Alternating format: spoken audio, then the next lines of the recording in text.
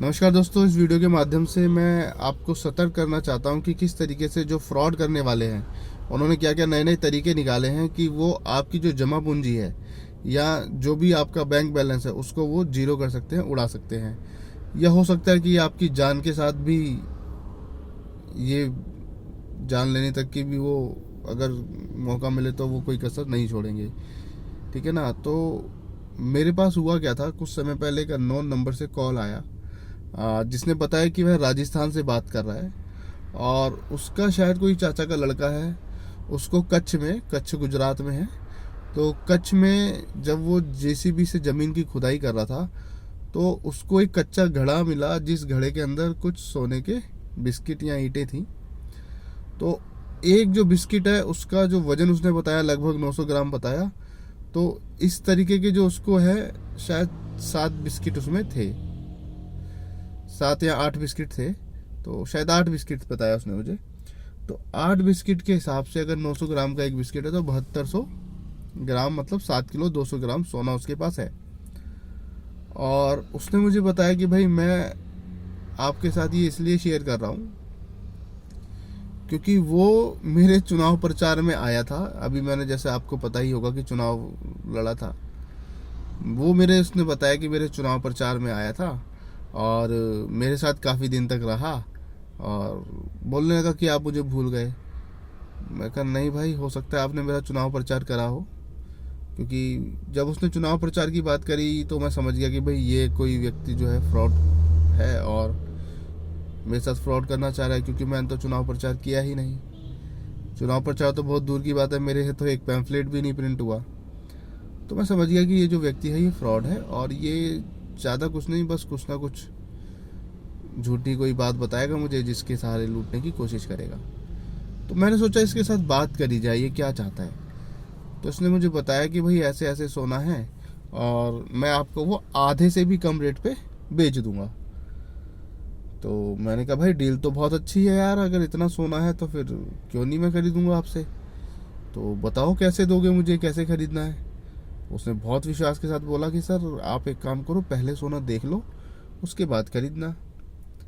अब भाई जब कोई ऐसा इतना विश्वास दिलाता है कि पहले सोना खरीद लो उसके बाद, सॉरी पहले सोना देख लो उसके बाद खरीदना, तो लगता है कि हाँ भाई बहुत जेन्युइन बात कर रहा है बंदा। तो मतलब जो शब्द हम कहना चाहते थे कि भाई नहीं बिना देखे तो मैं लूँगा नहीं, उसने ये तक कह दिया कि आपको जहाँ टेस्ट कराना है वहाँ टेस्ट करा लो उसके बाद लेना। तो लगा कि भाई बंदा जेन्युइन है और जेन्युइन हो सकता है और किसी को भी लगेगा कि हाँ भाई व्यक्ति जो है वो जेन्युइन है। तो मैंने कहा ठीक है कोई बात नहीं, तो आप बताओ कैसे आप सोना भेजोगे मुझे। कह रहा है तो मैं एक काम करता हूँ, आपको फ़ोटो भेज देता हूँ या आप वीडियो कॉल कर लो। तो वीडियो कॉल पे आ जाओ, मैं आपको वीडियो कॉल पे सोना दिखा देता हूँ। तो मैंने कहा ठीक है, आप फ़ोटो ही भेज दो अभी, तो फिर मैं फ़ोटो देखता हूँ तो बात करूँगा। उसने मुझे फ़ोटो भेज दी और मैंने देखा कि भाई वो जो सोने का बिस्किट था उसमें दिख रहा था और एक कटा हुआ भी सोने का बिस्किट था। उसने बोला कि भाई मैंने ये आरी से काट के देखा कि कहीं ऐसा तो नहीं कि बाहर बाहर सोना हो अंदर कुछ और हो। तो जी अंदर से बाहर तक सारा कुछ एक ही मटेरियल है। तो मैंने कहा बहुत अच्छी बात है भाई। इसका जो दोबारा कॉल आया तो फिर बात हुई हमने, क्योंकि भाई सोना तो मैंने देख लिया था, फिर मैंने बात करी उससे। तो उसने बोला कि भाई, मैंने कहा कि यार सोना तो मैंने देख लिया है लेकिन एक बात बताओ, हो सकता है कि ये सोना आप मुझे फ़ोटो में दिखा रहे हो पर मैं इसको फ़ोटो में देख के तो मैंने चेक नहीं मानूंगा। मैं इसको अपनी मर्जी की दुकान पे चेक कराऊंगा और अगर फिर लगेगा तभी मैं खरीदूंगा। वो उस बात पे भी एग्री हो गया। अब जब वो उस बात पे भी एग्री हो गया तो लगा कि भाई हाँ सचमुच बंदा जेन्युइन है। तो जब ऐसा लगा कि बंदा जेन्युइन है तो फिर हमारी आगे बात बढ़ी। उसने बोला कि भाई मैं ना राजस्थान से चलूँगा और आप दिल्ली से चलो, रास्ते में हम लोग कहीं मिल लेते हैं, मैं सोना ले आऊँगा, आपको जिस दुकान पे चेक कराना है उस दुकान पे चेक करा लेना। तो मैं एग्री हो गया, मैंने कहा ठीक है भाई बताओ कहाँ मिलना है।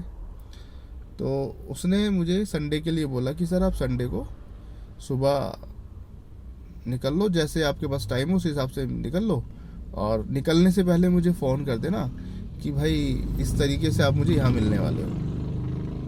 मैंने कहा ठीक है मैं आपको फ़ोन कर दूंगा।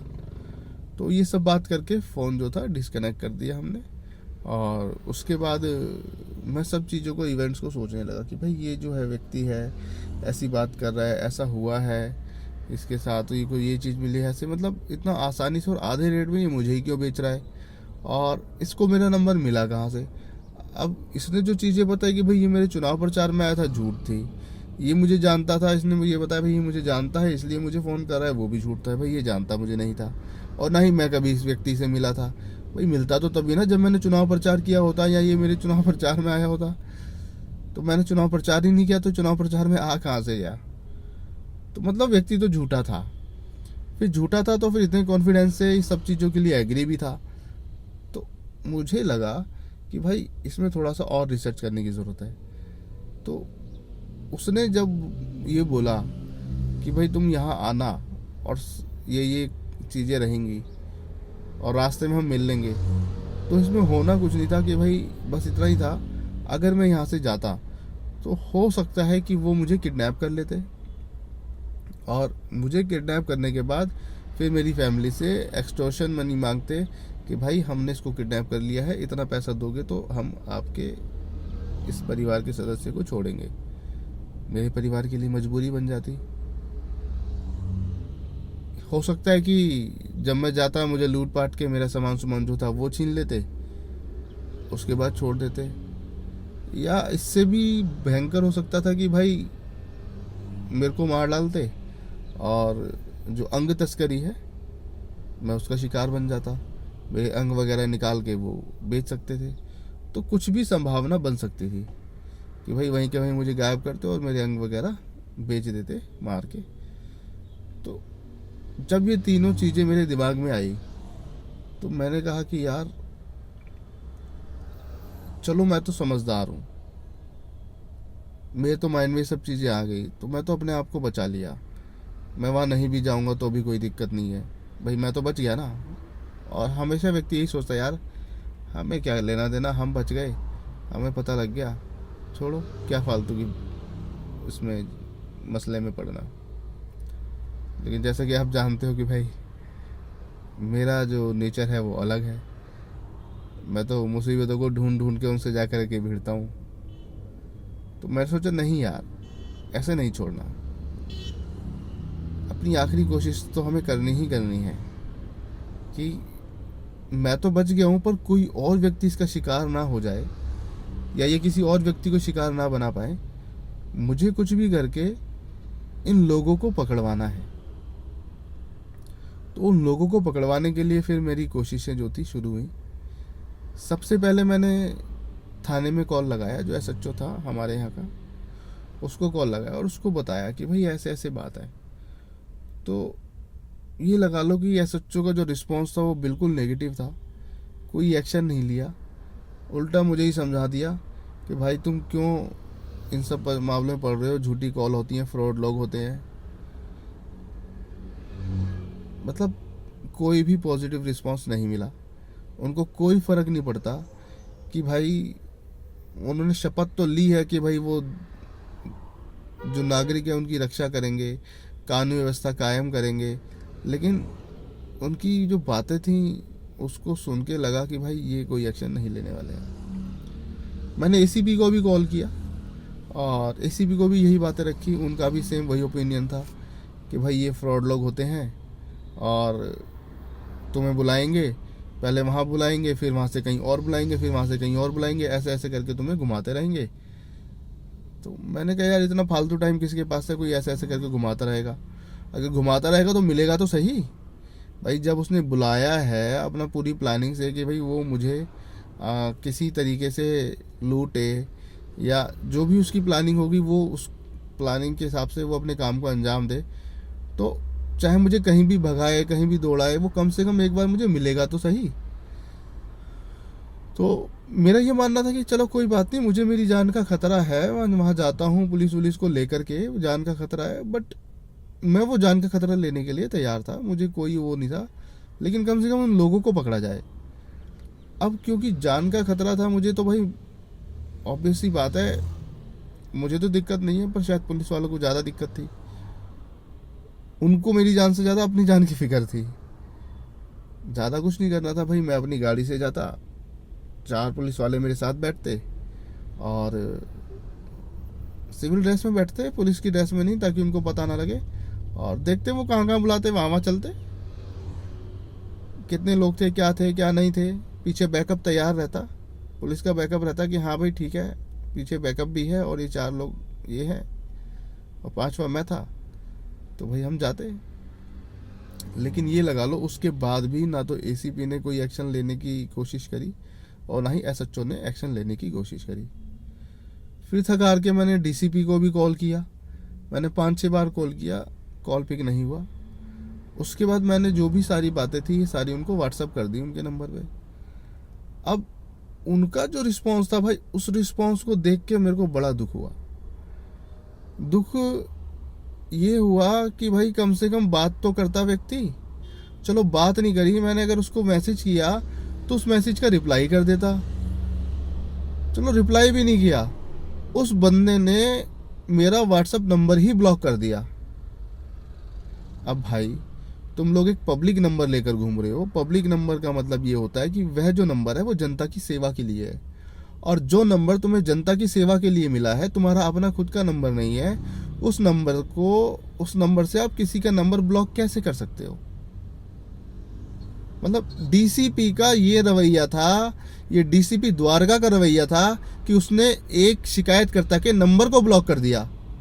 मेरी शिकायत तो गलत नहीं थी, मैं उस शिकायत का स्क्रीनशॉट भी इस पोस्ट के बाद शेयर करूंगा, आप देख लेना। अगर मैंने उसमें कोई शिकायत गलत करी हो, या मैंने उसको कोई गलत शब्द बोला हो, या कुछ ऐसी बात करी हो, जब मेरी शिकायत गलत नहीं थी तो मेरे नंबर को ब्लॉक करने का मतलब क्या बनता है? लेकिन डीसीपी साहब, मैं आपको बता दूं, आपने कोई मामूली सा बंदा समझ के मेरा नंबर ब्लॉक कर दिया होगा। कोर्ट तक नहीं छोड़ूंगा मैं, कोर्ट में जाकर के अपना नंबर अनब्लॉक करवाऊंगा। इस बात का आप ध्यान रखिएगा, क्योंकि मैं इस देश का नागरिक हूं, और एक नागरिक का नंबर आप ब्लॉक नहीं कर सकते। आप सेवक हैं हमारे, और सेवक होने के नाते आपको ये नंबर हमारी सेवा के लिए दिया गया है, आपका पर्सनल नंबर नहीं है।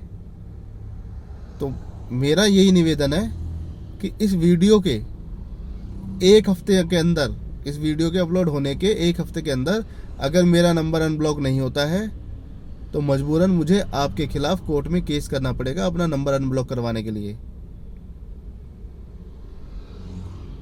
तो दोस्तों, ये सब चीज़ें हुई, और आप बताइए, क्या एक डीसीपी का इस तरीके का रवैया सही है? क्या वह व्यक्ति डीसीपी बनने लायक है? शपथ तो इन्होंने जनता की सेवा के लिए ली थी, लेकिन ये जनता की सेवा करने की बजाय कुछ और करने लग रहे हैं। ये संरक्षण दे रहे हैं उन अपराधियों को, ये हौसला बढ़ा रहे हैं उन अपराधियों का, जो अपराधी किसी को मार सकते हैं, जो अपराधी लूटने के उससे अच्छी प्लानिंग कर रहे हैं, और ये उनकी प्लानिंग कामयाब करवा रहे हैं। तो मेरा आप सबसे यही निवेदन है कि आप इन सब चीज़ों से सतर्क रहिएगा। कोई भी फ्रॉड कॉल आपके पास आए जिसमें आपको लगे कि भाई ये पैसा बढ़ाने की बात कर रहा है, या पैसा दुगना करने की बात कर रहा है, या आपको बहुत सस्ते में कोई चीज़ दे रहा है, तो आप इन सब चीज़ों से बचकर रहिएगा। और पुलिस का तो बिल्कुल भी भरोसा नहीं है कि वो आपका सहयोग करेगी, मैंने देख लिया, और ये वीडियो के माध्यम से मैं आपको बता भी रहा हूँ। धन्यवाद साथियों।